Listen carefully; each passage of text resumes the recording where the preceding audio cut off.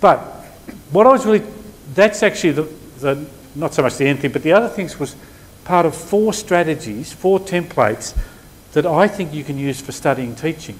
And the point is you can use them to make teaching better. And they're not just a way of structuring teaching, there's a way of thinking about what are the important things and then you can talk about them later. And that's what that part was. Okay, so let me try and draw this together. This 3-day workshop was about school-based planning. Now, part of my goal was to try and give you the sorts of things you can do when you get to the school-based planning. And that's what, in a sense, the majority of the 3 days has been about. But it's also about actually thinking about the plan. What will the plan look like? What is a plan? Why have a plan? And what will be the advantages of having a plan in terms of improving the school? And I think you need to think about, you know, what are the actions to do it? And some people are ready to go back to their school and do it. Other people are going to work on for a few minutes now.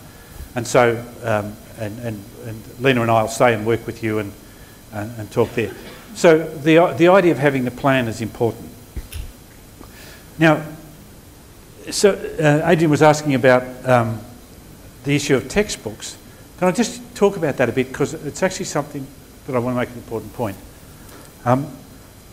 Some people might say you shouldn't use textbooks.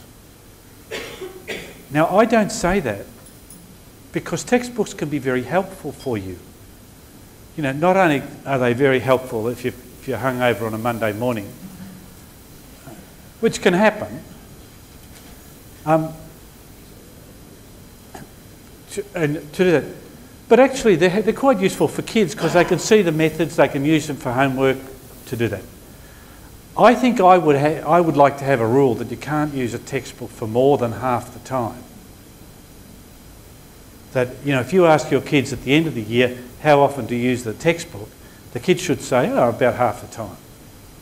If you actually ask Year 8 kids across the state how often they use a textbook, it seems like it's about 98% of the time. And that's wrong. And the reason is because you need to use a variety of techniques. It's like I was saying before, you know, that active template, which more or less you'd imagine you use a textbook, that you should use that 25% of the time.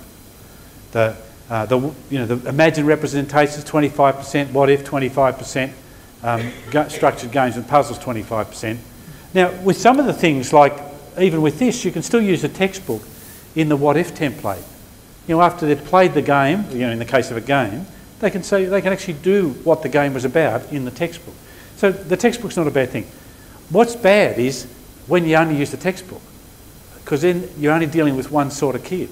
Some kids like the textbook, would work out of the textbook all the time. But other kids are much better doing other things, and that's why you have to use a variety.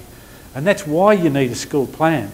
It's why you need to sit down and share ideas. It's why you need to develop a range of strategies and a range of approaches, because we can all do better, especially those teachers who say, I'm perfect and I don't need to change. So we're trying to work that out, so to do that. Are there any final questions that people want to ask? And look, and sometimes I talk with students who've left Monash and gone out to teach, and you sort of say to them, oh, how was your induction to the school? And they said the induction to the school was the maths coordinator gave them the Year 7 textbook and said, teach this. And that was the induction. And I think it's, you know that the textbook can't deal with all, and that's part of the reason even this enabling prompt and extending prompt that we're talking about today can apply for using the textbook. Don't imagine that the Year 7 textbook is suitable for the Year 7 kids, you know, for the 100% of the kids in your class, because it's clearly not. It's too easy for some and too hard for, you know, probably a third or a half of the kids. Because the textbooks are sort of written at too high a level, in fact. You know, they're sort of written up. So what teachers do is they just, you know, drill the kids on a particular skill that they learn to do, and then they forget the next day, and so it's a waste of time in the first place. So, you know, using the textbook properly is something that can be part of your plan. But even if the school does buy it and you have a Year 7 textbook and it's not appropriate either end, you can actually prepare work for those kids that's different. Like they might be doing measurement, but you give them a different sort of measurement activity and they get onto the textbook by the end of it, and the other kids do the textbook quickly and get on to the other stuff you've prepared for them. So Yeah, certainly the concept of using the textbook and saying the way of dealing with the bright kids is saying you do 100 questions and the other kids can get by with 50. That seems to be really punishing them to me. So you don't do that. Are there any other questions that people want to ask? Now, I think there's an evaluation form somewhere that's on the table. So can you fill that in? Can you do it this way? I'm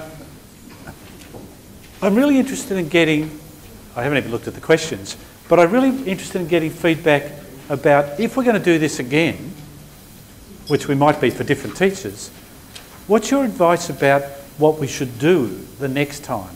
You know, and that can include do this stuff that you did do, or do something else you didn't do, or don't do some stuff you did do. So in a sense, do it in terms of advice to us about how we might plan the next one. Okay, so what I want you to do now is just fill that in, then we're finished. For the people who've done their plan, for the people who still have to do some planning, please stay around and we'll keep working on that. And thank you for listening to me.